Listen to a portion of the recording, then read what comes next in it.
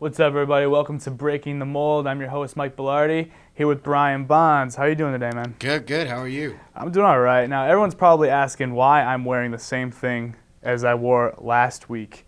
But really, last week was like 20 minutes ago because you guys came on the same day, you and John Nolan. How about that? That's true. But you guys are on tour together. Yeah. How's that going? Good. We never change our clothing, so we know every day we're wearing the same thing, pretty much. Or at least I haven't changed my underwear for about 2.5 weeks. That's got to be rough. But it's okay. It's okay. I have crazy rashes, but the tour has been going really well, actually. Yeah? I'm having a good time. Yeah. It's been it's kind of like started out slow and then progressed, and it's this last week has flew by really quick, and then we'll break for Thanksgiving, and then it starts up again December 2nd to the 12th in the east and northeast and southeast. No, are you going to make it home for a little bit of Thanksgiving? Yeah, I'm very excited to get home. I'm going to eat a lot of turkey. Yeah? What's your favorite thing about Thanksgiving dinner? Probably just my mom cooks like a killer turkey, so I always enjoy that time of the year because I know it's going to be good. And then, just the whole, like, being a couch potato for the rest of the evening and watching, movies or just not going out at all, Sounds good. Now, do you usually pack up sandwich? You can pack up sandwiches and take them on the road with you? I think I might have to this time. This is the first tour or like time where I might be able to do that. I'm home for the holidays and there's no traveling, and we haven't even toured that much. But since we've like released a record, that's kind of picked up. So I definitely plan to make some turkey sandwiches for my bandmates and friends. Sounds good. You better make a lot. You guys are gonna be on the road for a little while. Totally. But now with the band Brian Bonz and the Dot Hongs, excuse me, I can never say it. It's okay. Every time I say it, I'm just like, ugh. It's a tough band name. But you know what? It catches. That's the point. That's the whole point. Now, you had an album release earlier in July. Yeah. Well, how has the response been, and how has the fan base been into this album? How's it doing?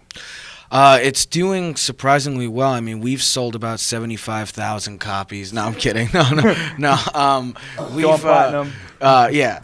It's going well. We put it out with this label called Triple Crown that some of our friends were on, and they're starting to kind of branch out and make their roster a bit more eclectic with bands like the Gay Blades and some other bands like As Tall as Lions. But it's cool. I've been playing in this guy Kevin Devine's goddamn band for 2 years now, and this is like the first time where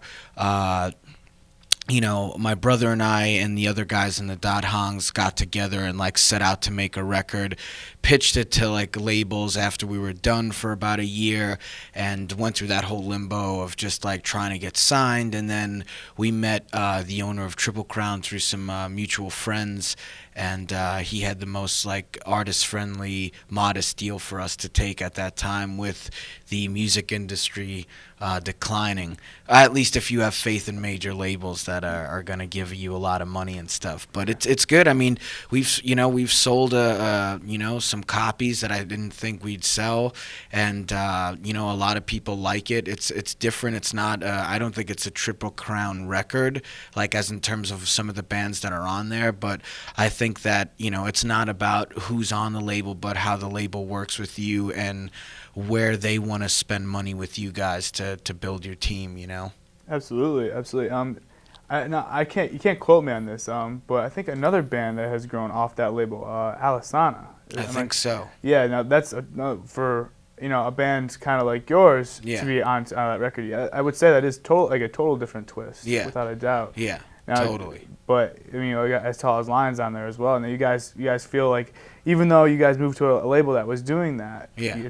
everything's still really panned out well. Yeah, I definitely feel that also with him signing bands like Kevin Devine and Brand New and a network of a ton of our friends knowing these people, you just kind of trust that gut instinct when someone is like, you're not going to get screwed in the end with a release or anything, or your record gets held or you get dropped because you're not selling enough copies. And this is our first record, so he knows where we're at as a band, and he also doesn't expect us to make it overnight and have this crazy amount of revenue coming back into the label. So it's definitely we're taking, these steps, one at a time with touring and publicity and everything we can do as a band to even run it as a business and be productive on every level, and it's definitely been an eye-opening experience, because sometimes you see your friends' bands or other bands and they have a different story for their debut, but you just have to be practical about it. Absolutely.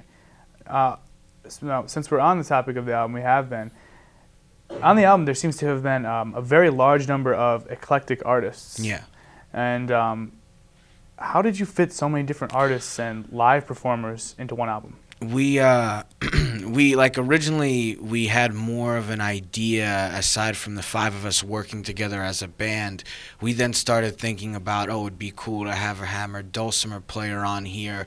It'd be cool to have horns on here, and it'd be cool to get these kind of programs to produce these kind of sounds. And that was something that once we were starting to demo or write some of the songs in our rehearsal room, which at the time was my parents' living room in a crowded 2-bedroom apartment. But from there, it was like, well, then we want to get a horn section. And I reached out to some of the guys that play in the Arcade Fire and TV on the Radio for horns, and this kid that that we see that's like a New York City subway musician that plays a hammered dulcimer, because that's kind of a rare instrument to find. That everybody plays guitar, drums, or bass or keys, but it's not like, and my buddy plays the hammered dulcimer. But we've tried to take some of those players out with us, which shows in the Northeast or just even in the city, and it's definitely tough. We've had people cover their parts or fill in. Those guys are also busy. But there is, what they did on our record and the amount of time that they came in to cut those tracks they're super professional, and for a very cheap price, they do great work and know what they're doing, and you're not wasting any money, and they're just pros at what they do. And so we're trying to expand our live setup with that instrumentation on the record. But with this tour and the last tour, we've done just either with 2 of us or 3 of us, and we try to do it as a 4-piece. But in New York, we'll play with 7 or 8 people. Because you're back towards your home area. Yeah. Well, I mean, I could say it definitely paid off seeing all those names on the album. Yeah, definitely very contributing to a huge masterpiece. Yeah. But when we come right back, don't